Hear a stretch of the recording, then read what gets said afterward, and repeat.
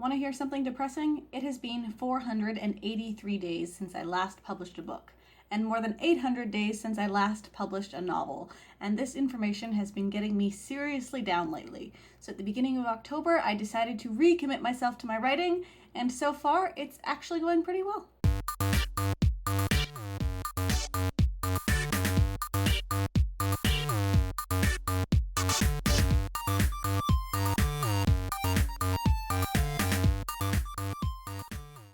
Hey WordNerds, happy Saturday. I hope you've all had a great week. I went back and forth so many times on what topic to cover for this Vlogger's Choice video, but recently my world has once again become all about writing and it is feeling so good. Like I said in the intro, it has been a really long time since I've published a book. My writing word count has just been all over the place. I've been getting words done, but not getting any books out because I just kept flip-flopping between projects or not liking what I was writing, and my publishing career was just getting a whole lot of nowhere, which kind of sucked.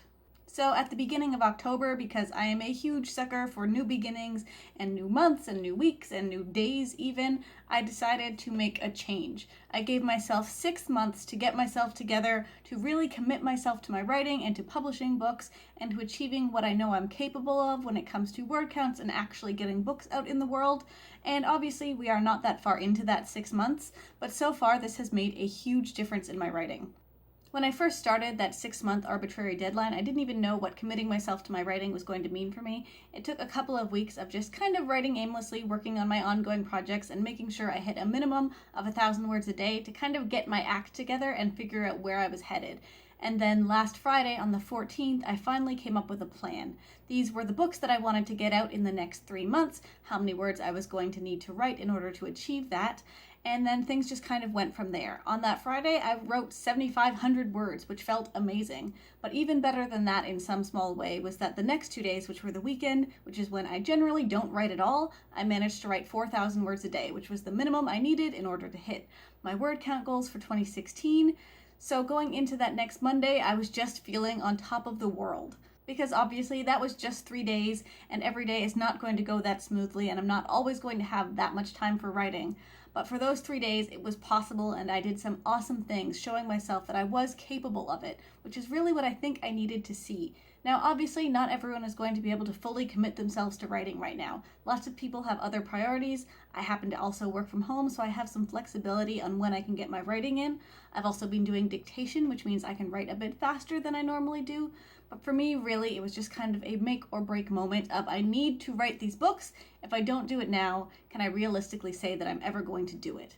Now, obviously, with all of this, I'm not looking to become a best-selling author in the next 3 or 6 months, even the next year. Who knows? It may not be a thing that ever happens for me.